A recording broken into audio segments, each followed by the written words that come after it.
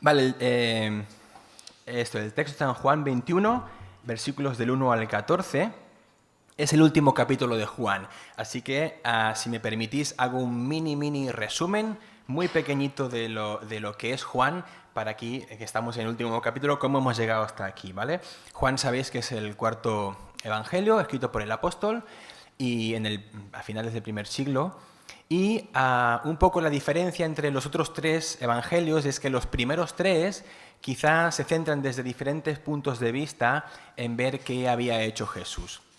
Y Juan, en cambio, podemos decir que lo que intenta hacer es decirnos quién es Jesús, no tanto lo que hizo, sino quién es.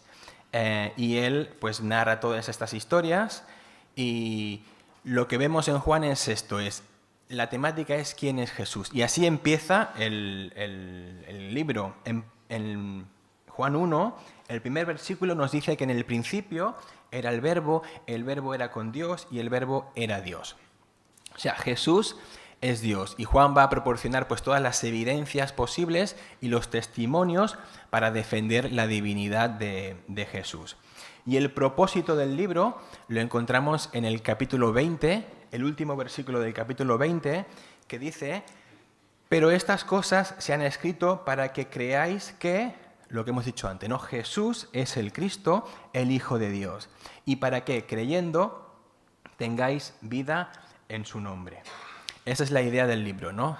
Mostrar que Jesús, la divinidad de Jesús y también su humanidad, y para que, creyendo, aquellos que no han creído en el libro de Juan tienen un montón de evidencias, de testimonios que demuestran quién es Jesús, y a partir de ello pueden creer. Y para los creyentes, pues para que sigan renovando su fe en esta idea, ¿no? Que Jesús es Dios, y el hecho de creer nos da vida en su nombre, ¿sí? Esa es la idea. Y aquí acaba el capítulo 20, y ahí podríamos dejar el libro, ¿no? Porque tenemos ya el propósito. Pero Juan añade aún un capítulo más, que se conoce como el epílogo, y en este epílogo lo que va a hacer es acabar de cerrar algunas cositas que estaban abiertas, digamos, ¿no? Entonces, aquí nos va a dar unos últimos elementos a los discípulos para completar, digamos, las instrucciones para el trabajo que se les venía delante, ¿sí? Así que vamos a leer el texto. Es una historia muy chula, así que escucharla. Va de marineros, pescadores y demás. Dice: después de esto, Jesús se manifestó otra vez a sus discípulos junto al mar de Tiberias, y se manifestó de esta manera. Estaban juntos, atención, ¿cuántos, Simón Pedro, Tomás llamado el Dídimo, Natanael, el de Caná de Galilea, los hijos de Zebedeo, que eran 2, y otros 2 de sus discípulos. Simón Pedro les dijo: voy a pescar. Ellos le dijeron: vamos nosotros también contigo. Fueron y entraron en una barca, y aquella noche no pescaron nada. Cuando ya iba amaneciendo, se presentó Jesús en la playa, mas los discípulos no sabían que era Jesús. Y les dijo: hijitos, ¿tenéis algo de comer? Le respondieron: no. Él les dijo: echad la red a la derecha de la barca, y hallaréis. Entonces la echaron, y ya no la podían sacar por la gran cantidad de peces. Entonces aquel discípulo a quien Jesús amaba dijo a Pedro: es el Señor. Simón Pedro, cuando oyó que era el Señor, se ciñó la ropa, porque se había despojado de ella, y se echó al mar. Y los otros discípulos vinieron con la barca arrastrando la red de peces, pues no distaba de tierra más sino como 200 codos, que son 100 metros. Al descender a tierra, vieron brasas puestas y un pez encima de ellas, y pan. Jesús les dijo: traed de los peces que acabáis de pescar. Subió Simón Pedro y sacó la red a tierra llena de grandes peces, 153. Y aun siendo tantos, la red no se rompió. Les dijo Jesús: venid, comed. Y ninguno de los discípulos se atrevía a preguntarle: ¿tú quién eres?, sabiendo que era el Señor. Vino pues Jesús y tomó el pan y les dio, y asimismo del pescado. Esta era ya la tercera vez que Jesús se manifestaba a sus discípulos después de haber resucitado de los muertos. Ese es el texto. Aquí tenemos que Jesús, después de haber resucitado, está un tiempo aún apareciéndose a los discípulos en ciertas ocasiones, y la primera vez aparece a María, luego se aparece a los discípulos que estaban reunidos, en esa vez no estaba Tomás, y la segunda vez, unos días después, también se les presenta y ya estaban todos allí. Y en esa vez que se les presentó Jesús a los discípulos, les dice, así como el Padre me ha enviado, yo os envío. Esto es el capítulo 20, ¿vale? El anterior. Habían recibido esa misión de ir y explicar lo que habían visto, ¿sí? Pero también Jesús les había dicho un poco antes, mientras les enseñaba, que estas cosas os he hablado para que en mí tengáis paz. En el mundo tendréis aflicción, pero confiad, yo he vencido al mundo. La tarea que les venía a los discípulos no era fácil, ¿no? Si a Jesús, su líder, lo habían prendido, lo habían enjuiciado y matado, pues ellos no serían tampoco menos. Entonces Jesús les dice, tendréis aflicción, ¿vale? Eso no os lo voy a quitar, pero confiad porque yo he vencido al mundo. ¿Y qué es lo peor que le podría pasar a un discípulo de Jesús? Pregunta, ¿qué es lo peor que le podría pasar? Que lo matasen, ¿sí? Pero, ¿qué demostraba Jesús presentándose delante de sus discípulos? ¿No? Él mostraba definitivamente de una manera física real que él había vencido a la muerte. O sea, la muerte ya es un enemigo que está vencido y derrotado. Eso era un hecho histórico. Presentarse delante de ellos vivo otra vez después de la crucifixión les reafirmaba la idea de que Jesús había vencido a la muerte. Así que yo, en mi tarea, el discípulo, cuando voy a ir adelante, por un lado sé que tendré aflicción y lo peor que me podría pasar, que es la muerte. Pero que sé también que Jesús ha vencido a la muerte, ¿no? Entonces, para el creyente podemos coger una primera idea de esta parte, de esta introducción, y es que para el creyente, para el que ha creído, la muerte no es el final, ¿sí? Esto es una idea que podemos sacar de esta introducción. Así mismo como Jesús venció la muerte, pues todos los que creen en Él tienen también ese derecho de ser resucitado una vez después de la muerte física, ¿sí? Entonces ahora aquí, en esta aparición, que es la tercera a los discípulos, Jesús va a enseñarles ciertas cosas. Lo primero es, ¿qué pasó? ¿Qué hacían? ¿Quién estaba ahí? ¿Quién se fue a pescar? ¿Cómo se llamaba? Pedro, se llamaba Pedro. Y lo primero que nos preguntamos es ¿por qué se fue a pescar Pedro, no? Ellos estaban en este impasse, digamos, entre que Jesús había resucitado y antes de que ascendiera al cielo, en este periodo de tiempo es donde estamos. Y están esperando alguna instrucción acerca de su maestro. Se les va apareciendo, los encomienda para que vayan, pero también sabemos que aún no han recibido el Espíritu Santo. Y Jesús dice acerca de eso, os conviene que yo me vaya, porque si no me fuera, el Consolador no vendría a vosotros. Mas si me fuere, os lo enviaré. Y cuando Él venga, convencerá al mundo de pecado, de justicia y de juicio.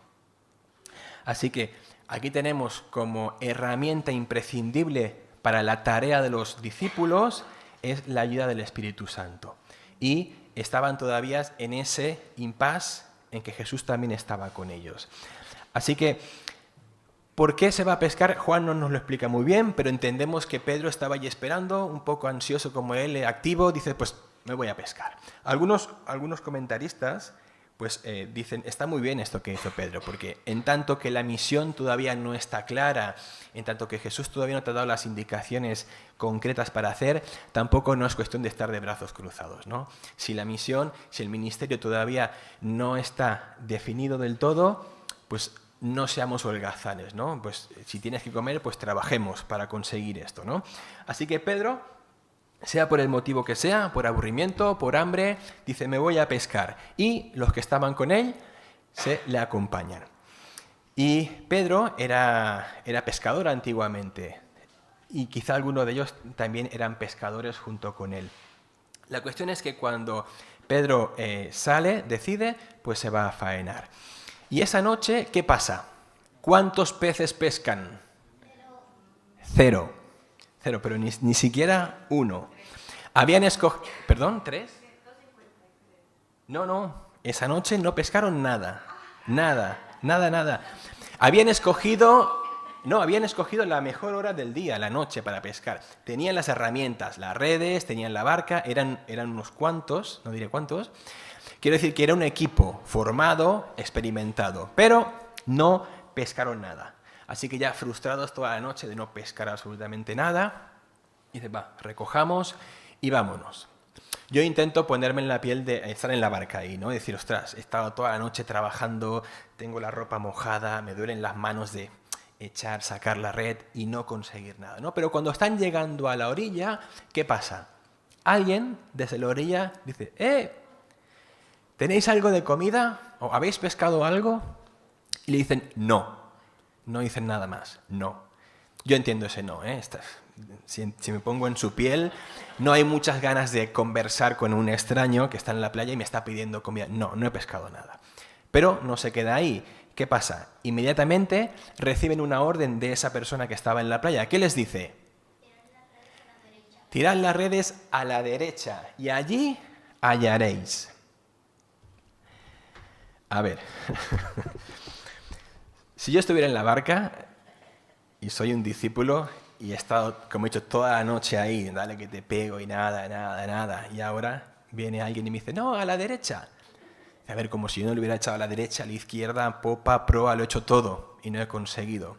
Si yo estuviera allí, no lo sé si lo hubiera hecho, pero he dicho, oye, Jacobo, cuando lleguemos a la playa, ¿le pegas tú o le pego yo? Pero mirad qué curioso, aquí hay un detalle.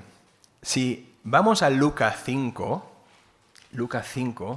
hay una historia muy parecida a esta, que es al principio del ministerio de Jesús. La leo para que la tengamos en la mente. Dice, mirad las similitudes. Aconteció, Lucas 5, aconteció que estando Jesús junto al lago de Genesaret, es el mismo lago que estaban ahora, el de Mar de Galilea, Mar de Tiberias, es todo el mismo. El gentío se agolpaba sobre él para oír la palabra de Dios, y vio 2 barcas que estaban cerca de la orilla del lago. Y los pescadores, habiendo descendido de ellas, lavaban sus redes. Y entrando en una de aquellas barcas, la cual era de Simón, le rogó que la apartase de tierra un poco, y sentándose enseñaba desde la barca a la multitud. Es decir, Pedro, ponme en la barca, apártame un poco de la orilla, porque así puedo tener más ángulo para poder hablar a la gente. Eran tantos que si se alejaba un poco podía llegar mejor a hablar con la gente. Y cuando terminó de hablar, dijo a Simón, boga mar adentro y echad vuestras redes para pescar. Respondió Simón y le dijo, atención, maestro, toda la noche hemos estado trabajando y nada hemos pescado. Mas en tu palabra echaré la red. Y habiéndolo hecho, encerraron gran cantidad de peces y su red se rompía. Entonces hicieron señas a los compañeros que estaban en la otra barca para que vinieran a ayudarles. Y vinieron y llenaron ambas barcas de tal manera que se hundían. Viendo esto, Simón Pedro cayó de rodillas ante Jesús diciendo, apártate de mí, Señor, porque soy hombre pecador. Porque por la pesca que habían hecho, el temor se había apoderado de él y de todos los que estaban con él. Y asimismo de Jacobo y Juan, hijos de Zebedeo, que eran compañeros de Simón Pedro. Pero Jesús dijo a Simón, no temas, desde ahora serás pescador de hombres. Y cuando trajeron a tierra las barcas, dejaron todo y le siguieron. Pasa un poco lo mismo, ¿no? Han estado toda la noche pescando, no consiguen nada y también reciben una orden de parte del Señor. Y aquí tenemos 3 actitudes diferentes delante de una demanda del Señor. La primera es la que hemos visto en Juan 21. ¿Qué hace Pedro o qué hacen los pescadores? Tirad la barca a la derecha. ¿Qué hacen? La red. Y tiran. Así, tiran. No objetan nada. Tenemos una segunda opción, la de Lucas 5. El mismo Pedro dice, Jesús, ir para adentro y tirad las redes. Y aquí Pedro obedece, pero no sin antes antes objetar que, oye, ya lo hemos intentado, hemos estado toda la noche, somos pescadores. Pero bueno, creo en lo que tú dices y voy mar adentro para pescar. Aquí obedece también, pero hay una pequeña objeción. Y en la tercera, que es la que sería yo estando en la barca, en la que diría, quizá no tan fuerte, pero un poco, déjame en paz, ¿no? O sea, yo sé lo que hago, sé lo que he hecho, soy experto marinero, he tirado a la derecha, a la izquierda, delante, atrás, no hace falta que me digas lo que tengo que hacer, ¿no? Yo conozco mi oficio, me conozco a mí mismo, sé lo que necesito, ¿no? Yo me pregunto, ¿qué se hubieran perdido si no hubieran hecho caso? ¿No? Lo más natural hubiera sido, ya estamos llegando, mañana será otro día, no hacemos caso. Y esto me hace pensar en que el obedecer a Dios, al Señor, en este caso, no tiene que ser visto como algo pesado, ¿no? Es un poco cambiar la tortilla del lado, ¿no? Es decir, una de las cosas más difíciles, creo, al menos es mi experiencia, en la vida de cristiano es obedecer. No tengo problema en creer, no tengo problema con ciertas doctrinas difíciles, pero quizá lo que más me cuesta a mí, no sé si es vuestro caso, es obedecer, saber lo que tengo que hacer y no hacerlo. Buscar una excusa, buscar un motivo, pero obedecer me cuesta. Y esto creo que puede ayudarme, quizá a vosotros también, ¿no? El hecho de decir, no hacer del obedecer una cosa muy pesada, ¿sí? Obedecer es bueno. Sino, cambiar la tortilla y decir, preguntarte, ¿qué me estoy perdiendo? ¿Qué me estoy perdiendo por el hecho de no obedecer? Esto es una idea que la he oído de Daniela cuando hablaba del devocional, ¿no? Ella decía, una cosa del devocional es que si te cuesta levantarte un poco antes, ¿no? Para acercarte a la Biblia y estar un rato ahí con Dios, leyendo y orando, no debes pensar, hay que hacerlo porque tengo que hacerlo, ¿no? Porque los cristianos se supone que hacen esto. No, o sea, si cambias la manera de mirarlo es, si no voy, ¿qué tesoro me voy a perder hoy? ¿No? El hecho de ir me va a proporcionar algo bueno para mí. Y si no voy, si no obedezco, me estoy perdiendo algo. ¿Sí? Yo creo que esto puede ser una ayuda a la hora de obedecer. No es verlo como algo malo, sino más bien verlo como algo bueno que me estoy perdiendo si no obedezco. ¿Sí? Vale, estábamos entonces en que Pedro y los compañeros obedecen y en ese momento cogen la gran pesca, ¿no? Aquí hemos dicho que eran expertos pescadores, que tenían las herramientas, pero que no habían pescado nada. ¿Y qué segunda idea sacamos de ahí? La idea de que la única garantía de éxito en nuestro ministerio y en nuestra vida, añadiría yo, es la obediencia a Dios. ¿Sí? Difícil de hacer, seguro, pero hemos visto en el texto que esa es la única garantía de éxito en ese ministerio y también en nuestra vida. En cualquier empresa que iniciamos, empresa no entendida como negocio, sino como proyecto, ponemos que el ministerio dentro de la iglesia o el ministerio fuera de la iglesia, en tu casa, ¿no? Con tus hijos, con tu pareja, o si quieres formar una familia, ¿no?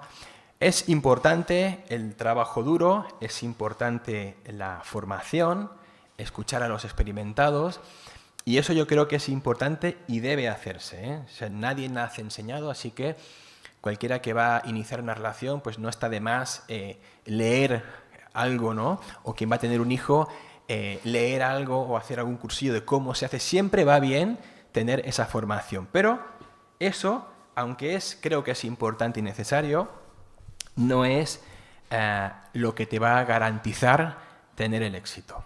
El éxito vendrá por realmente escuchar qué es lo que quiere Dios en esa relación, en esa familia, qué es lo que nos manda y no solo saberlo, sino, como decía Osvaldo, hacerlo, obedecerlo. ¿Sí? En Juan, Jesús dice también, si guardáis mis mandamientos y permanecéis en mi amor, así como yo he guardado los mandamientos de mi Padre y permanezco en su amor, estas cosas os he hablado para que mi gozo esté en vosotros y vuestro gozo sea cumplido. El gozo va de la mano de la obediencia. Y gozo no entendido como placer, ¿vale? Son dos cosas diferentes. El gozo permanece, viene de Dios, es un estado continuo. Los placeres hay que alimentarlos continuamente, son pasajeros, dependen de mi situación, depende de mi economía, de mi salud, ¿vale? El gozo no, es un estado, digamos, de tranquilidad, serenidad, un objetivo, un propósito claro que solo lo da Dios. Y esto va de la mano de la obediencia. ¿Sí? Así que sabemos que la única garantía de éxito en nuestras empresas, en nuestros proyectos, es el hecho de obedecer las indicaciones de Dios para esa empresa. ¿Sí? Seguimos con el texto. Así que se han echado a la mar, no pescan nada. Alguien les dice, hacer esto, lo hacen y cogen la pesca grande, tan grande que no podían ni siquiera subirla a la barca. Juan en ese momento se da cuenta, Juan es más de pensar, más analítico, y dice, oye, esto que acabamos de pasar no es natural. Así que yo creo, le dice a Pedro, que el que está allí es el Señor. ¿Y qué hace Pedro en ese momento? ¿Cómo era Pedro? Pedro era un nervio, ¿no? Activo, a veces sin pensar hacía cosas. Coge la ropa, se tira al agua para llegar antes, porque la barca, como tenía tantos peces, iba lento. Así que Pedro, para no tardar tanto, se tira al agua y se encuentra con Jesús allí en la playa. Y aquí viene para mí lo que es la imagen del texto. Esto lo comentábamos la semana pasada en casa de Osvaldo y Celia, y tuvimos un cultito por la tarde y también estaban Jesús y Flor, o sea que esto ya lo han oído antes, pero les comentaba que para mí esta es la imagen, ¿vale? Y yo me intento recrearla en mi mente, porque si estuviéramos en los premios Oscar, esta imagen se llevaría el premio a la fotografía, que se llama, ¿no? a la imagen en sí. Dice que habiendo... estoy en Lucas. Aquí.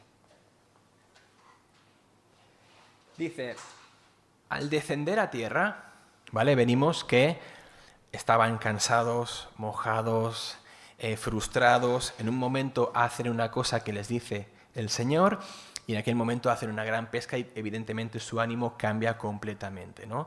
Ahora están contentos, aunque cansados. Pero llegan a la playa y allí, ¿qué se encuentran?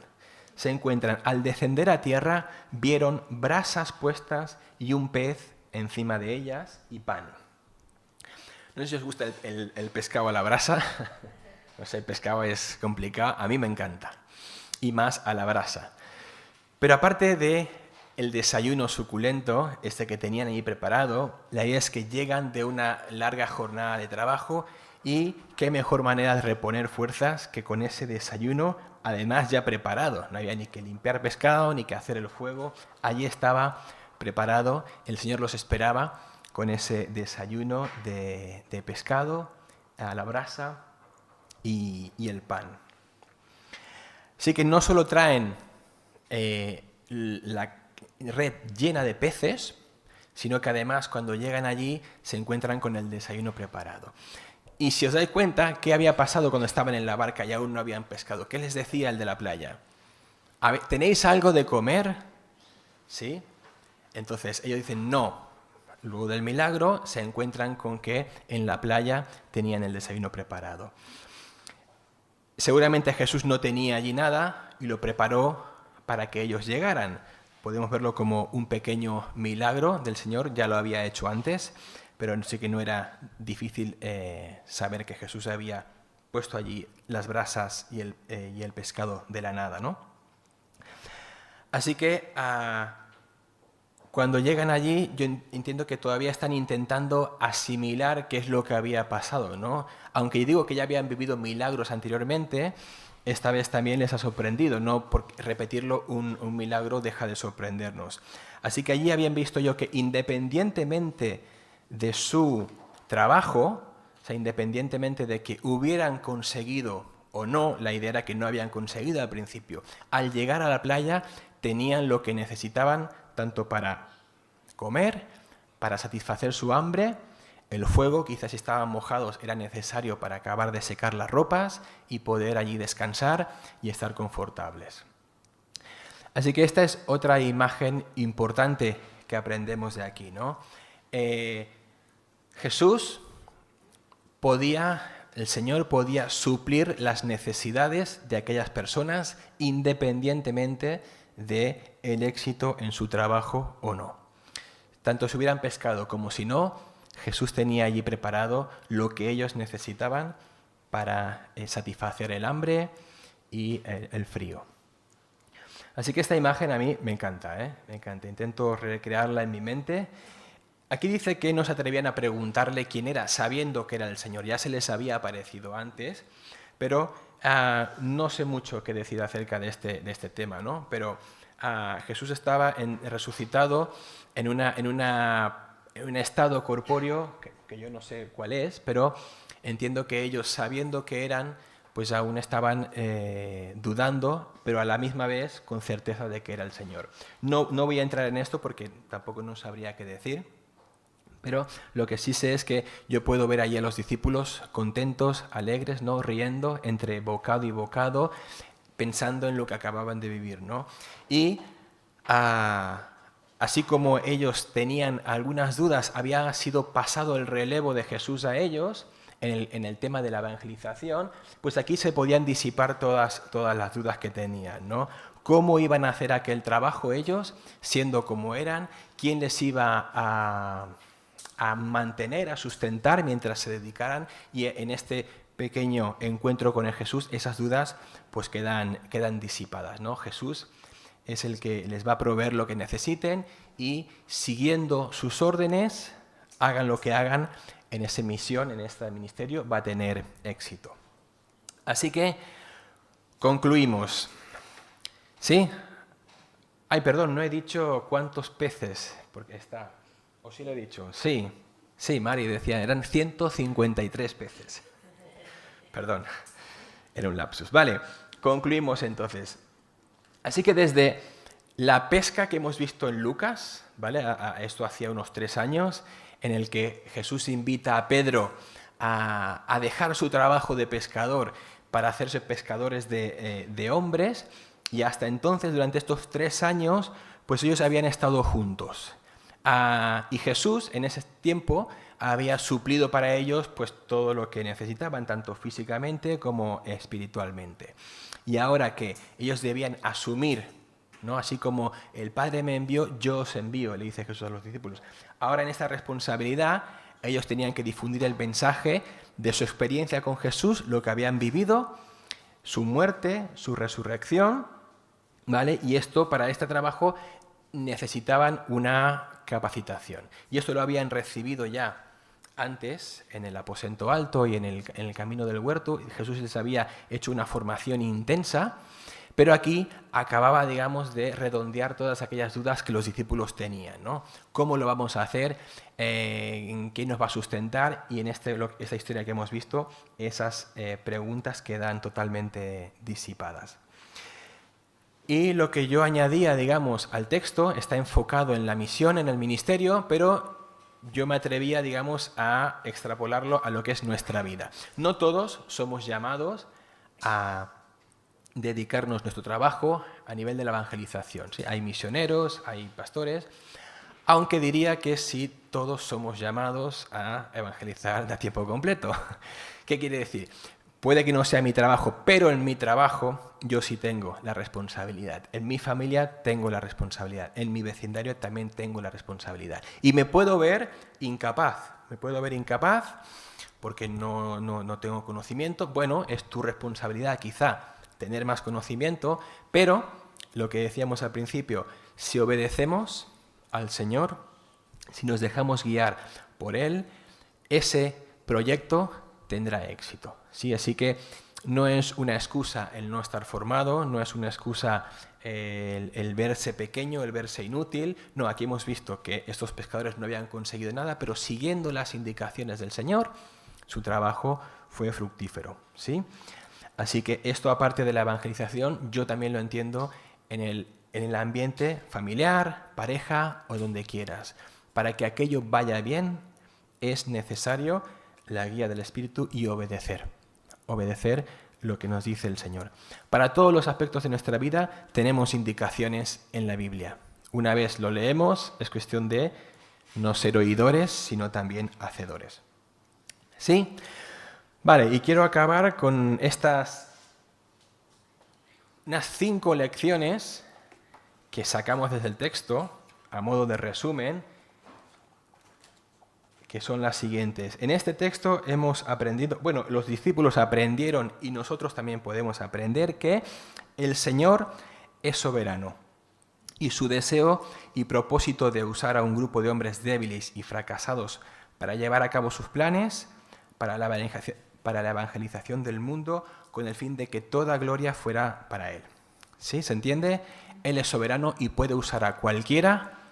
No tiene que ser nadie especial para estos planes de llevar el Evangelio a todo el mundo.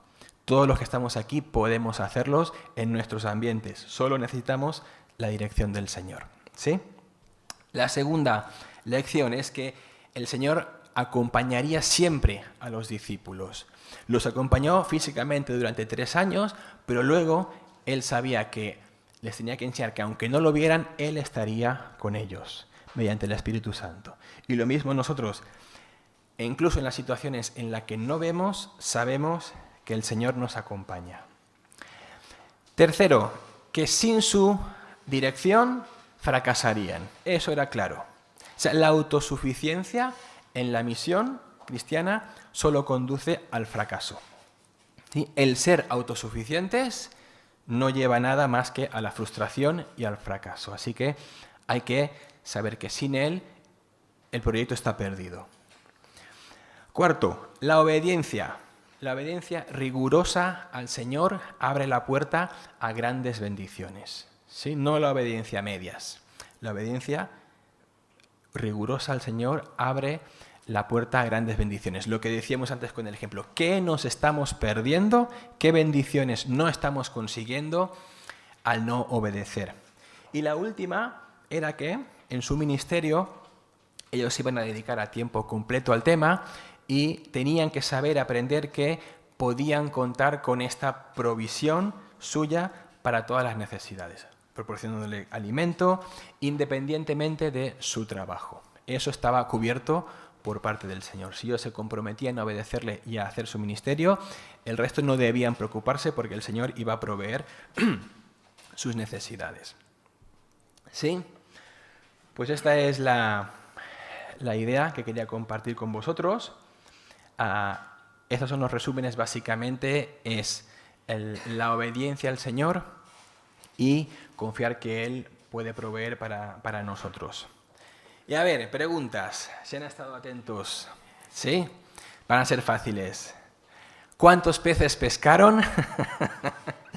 ¿Cuántos? ¿Alguien la mano por ahí? ¿Sí? ¿Cuántos? No, está respondiendo ahí Mari. Mari, perdón. ¿Cuántos? Esto era una pregunta para los más pequeños, ¿eh? Pero si ningún pequeño se atreve, dámosle paso a un momento. Ella ha respondido antes, ¿sí? ¿Nadie se atreve allí? ¿Cuántos? 3 cifras eran. ¿Cuánto? ¿Cuántos eran por aquí? 153. Y aún así, la red no se rompió. En condiciones normales se hubiera roto. Pero eso era parte del milagro del Señor, ¿no? Que no se rompiera la red. Vale, otra pregunta de números. Sí, ¿cuántos discípulos estaban en la barca? ¿Cuántos discípulos? ¿Sí? ¿Entre el 5 y el 10? ¿Más? ¿Menos? 7. Hay 2 que no los nombra. No sabemos por qué, pero hay 2 que no son nombrados, pero eran 7. ¿Y qué otra pregunta? Bueno, ¿alguien se acuerda cómo se llamaba el mar o el lago? Tiene muchos nombres, así que es fácil. ¿Eh?